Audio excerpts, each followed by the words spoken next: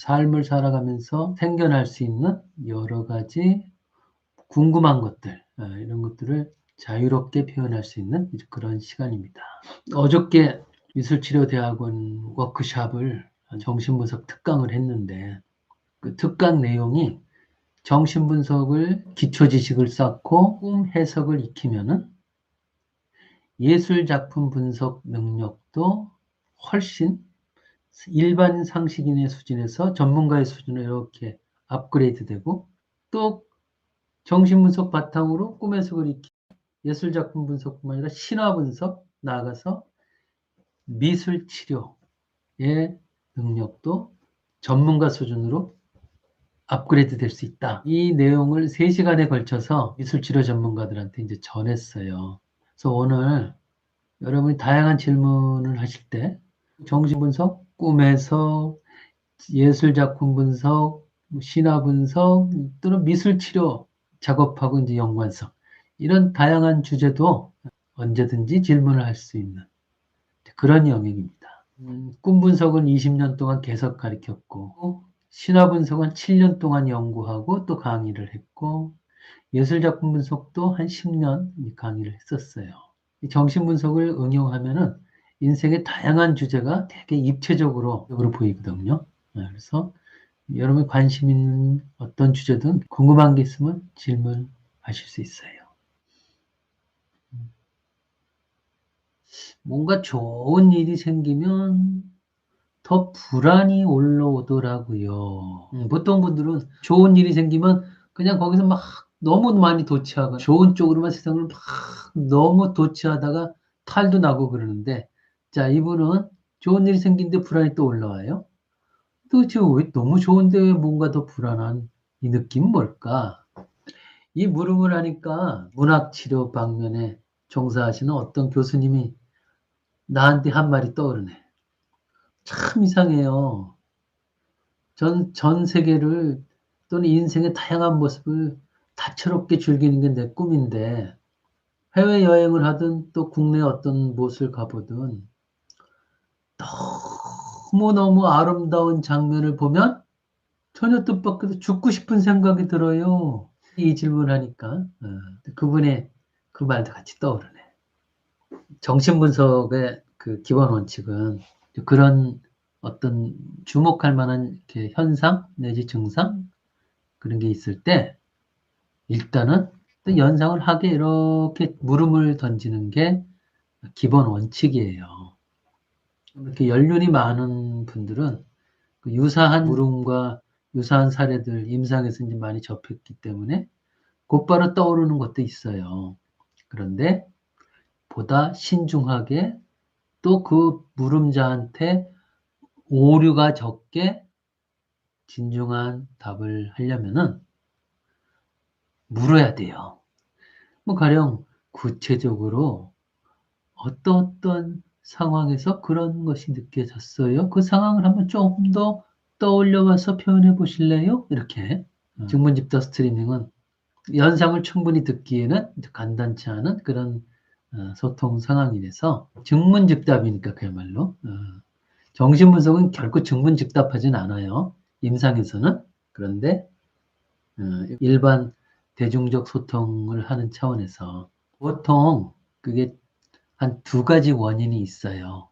한 가지 원인은 기억도 나지 않는 시절에 또는 다른 말로 망각된 어떤 과거 시점에 이 물음을 한 물음자가 아주 기분 좋은 상태에서 뭔가를 막 즐기려고 하는데 갑자기 당황스러운 경험을 했던 적이 있었던 거예요. 난 너무 좋아서 막 기분이 업돼갖고 막 좋아하는 주로 이제 어린 시절일 가능성이 꽤 높은데 그때 어른이 보기에 뭔가 저거는 아니다 싶어가지고 갑자기 야단을 이렇게 딱 쳤다던가 야단을 맞았다던가 그냥 난 좋아했는데 그냥 갑자기 이상한 벌레나 뭐 어떤 이상한 낯선 천둥 소리가 들렸다던가 야단치는 소리겠죠 주로. 그래서 몹시 당황했던 그런 경험을 했을 가능성이 있어요. 아이가 너무 당황하면 감당하기가 어렵거든요. 그럼 그게 이제 무의식으로 쓱 들어가는 거예요. 무의식으로 쑥 들어가는 거예요. 그러면 이후에 어떻게 되는가? 뭐 없이 좋아가지고 막 좋아하는데 갑자기 벼락치는 소리를 들어가지고 너무 놀래갖고 울던 그 기억, 자지러지던 그 기억, 이게 그 속에로 들어갔기 때문에 내가 지금은 더 이상 어린애도 아니고 지금은 어엿한 처녀고 또는 애기 엄마고 또는 아주 중년의 누군가를 가르치는 선생이고 중년의 상담사고 이렇게 됐는데도 불구하고 이게 계속 남는 거예요. 그래서 이게 이렇게 중요한 순간마다 내가 인생을 막 기분 좋게 누리려고 하는 순간마다 여기 이렇게 쓱 디미는 거예요. 유사성이라고 하는 원칙에 의해서 내가 막 좋아하려고 할 때 과거에 좋아하려고 했대. 유사성이잖아요. 그러면 뭔가 쫙 교감이 돼가지고 이렇게 올라오는 거예요. 뭔가 불편한 거예요.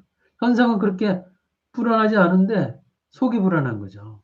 그럴 가능성이 먼저 하나 있고 또 다른 가능성은 죄책감하고 연관이 돼요. 죄책감과 연관되는 경우 이거는 아까 거는 트라우마 불안이고 이거는 거세 불안, 초자 불안 뭐 이거하고도 연관되는 건데 이제 금지된 대상에 대한 금지된 환상과 금지된 욕망 주로 어린 시절에 이제 오디푸스 시기에 해당이 돼요. 이성의 부모.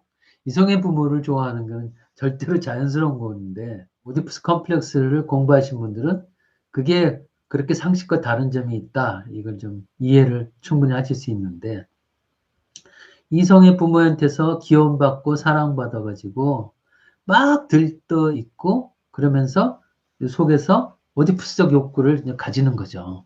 그러면 그냥 기분이 이렇게 들뜨고 막 좋은 거예요. 막 기원받고 사랑받는 순간에. 그러면서 거기에 금지된 생각을 하는 거죠. 이 대상을 나 혼자 독차지하고 싶다. 그러면 더없이 행복할 텐데. 가령 예를 들어서 그런 거예요. 금지된 욕망과 연관된 현상이다라고 하는 걸 설명하려고. 그러면 금지된 욕망과 더불어서 들떠서 행복했던 그 순간에 또 다른 한편으로 내면에 있는 나의 도덕적 심판관이 작동이 돼가지고 그 순간을 즐기지 못하게 불안하게 만드는 거예요. 그나마 불안하게 만듦으로써 나는 이렇게 인생을 즐기지 못하니까 나를 더 이상 처벌하지 말아주세요. 저는 이렇게 즐기지도 못하고 있잖아요. 이러면 내가 불안을 느낌으로써 처벌받을 가능성이 적어질 거라고 그렇게 또 적절한 정신의 균형을 잡을 수 있게 돼요.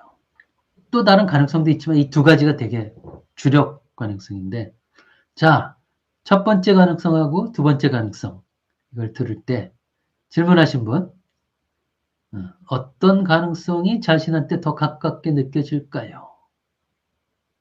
현신건의 운수 좋은 날? 뭔가 다 끝날 것 같은 불안. 그렇다면 이게 멸절불안, 박쥐불안에 가까운데 다 끝날 것 같은 불안이면 그러면 초기 불안과 가깝은데 초기 불안은 성을 알기 이전에 그 불안이거든요.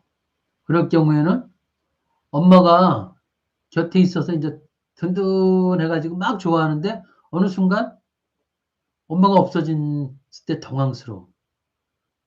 뭐 그런 거하고 또 연관시킬 수도 있고. 든든한 보호자가 있어서 막 좋았는데 어느 날 갑자기 눈 떠보니까 사라지고 없더라.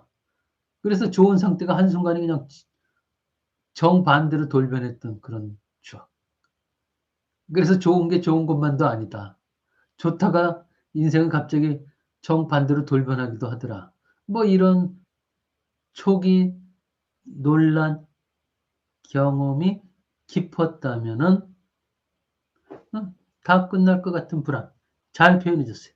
그렇게 표현을 하면은 좀 더 자기가 경험한 과거의 무엇에 근사한 것에 접근할 수 있어요. 임상 장면에서는 좀 더 세세하게 물음을 던지기 때문에 그러면 좀 더 자신이 겪은 것에 가깝게 접근을 할 수가 있어요.